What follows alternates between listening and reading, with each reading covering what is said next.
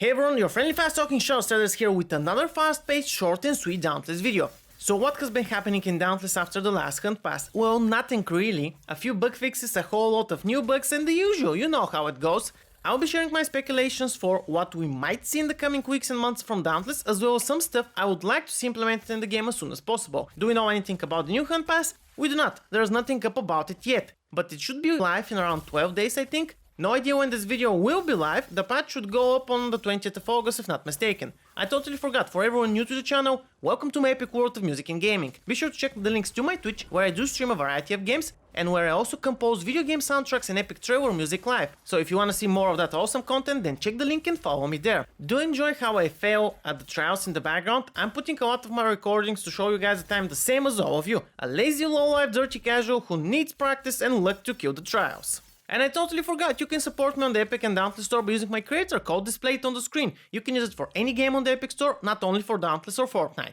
Okay, in the roadmap we have a few things that we're waiting to see in Dauntless, sometime in the near future. I'm saying it like that because everyone knows how slow and uncertain some updates come to the game. We have a new weapon which highly doubt will be released together with the new hunt pass. I mean, it's more likely for it to be together with the Dark Harvest in October or possibly next year. We do have a hunt pass for August and nothing concrete for September, unless they want to starve the player base with the same old and a few more artificially difficult behemoths in trials, then Phoenix Labs needs to put out some content out during that period.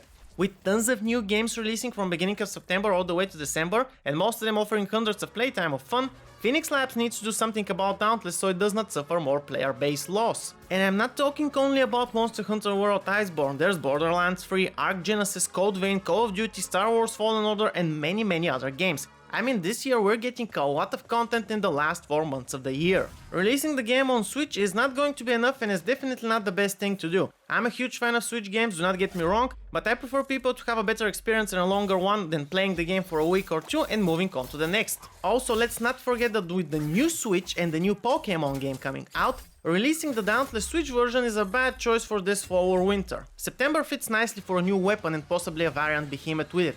I'm being realistic here, since they will most likely not release a weapon and a completely new behemoth at the same time. And even though it's very low possibility, I'm still crossing my fingers we get the new weapon this year and in the open window of September rather than later on. Past releases show that it's tough doing one thing, let alone two at the same time. I would not get your horses up for any exotic anytime soon. I mean, if there's going to be a new weapon, then expect the exotics to see a new addition sometime around December with a hunt pass and a new behemoth variant then. My main reason for being positive that they will release 2 to 4 behemoths is last year's update cycles. We got Koshe, Ristoker and Valomir in the months from August to January. Even with the console releases and the more bugs and workload that they have, I still think they will get a nice surprise and see a new behemoth very soon. I hope they will release at least 4 more behemoths by the end of the year, but now I'm more inclined to believe they will release 2. Looking at how slow progress is going and fixes and mechanics, and how even patch updates are going live with problems and server downtimes, it's kind of a long stretch to believe that they will release 4 behemoths this year. I was expecting a new behemoth with the second hunt pass part Zephyrus, but that might not be the case, and instead we might see more focus on the trials, cosmetics and new gameplay relating to the trials rather than something new to hunt and enjoy. And I'm doing a separate video on the trials, I'm just waiting to see what more we get in the following weeks, or at least 1 or 2 more weeks of it before I give my verdict on that. Anyways, I want to keep this short and sweet, so back on the topic. What can you expect from Dauntless by the end of the year? Well, my humble self strongly believes and hopes they will release 2 new behemoths, one around the Dark Harvest in October and one around December, but I may end up dying with my beliefs. Shroud and Riftstalker were both released around or during the Dark Harvest, so a new Umbro behemoth is very likely possibility. I just hope he's a heroic plus tier 1 only, rather than a normal one who also has a variant.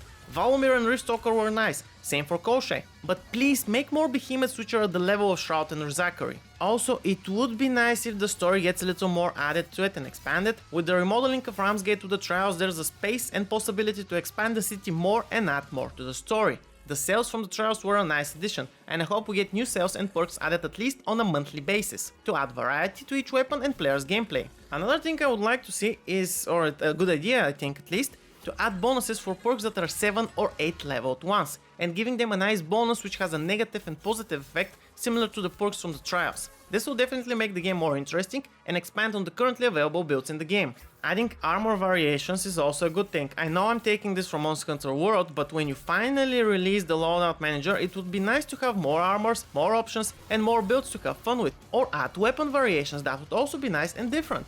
And that's about it, I think. I have a few other videos coming up discussing separate topics on the game, so stay tuned for those. As always, thanks a lot for watching, guys and girls. Be sure to give the video a like or dislike as you see fit. Do not forget to also drop a comment down below with feedback and suggestions for future videos. If you want to see more content like this, then subscribe to the channel and press the bell icon in order to get notifications. This is everything for me for this video. See you on the next one. Shadow Strider out.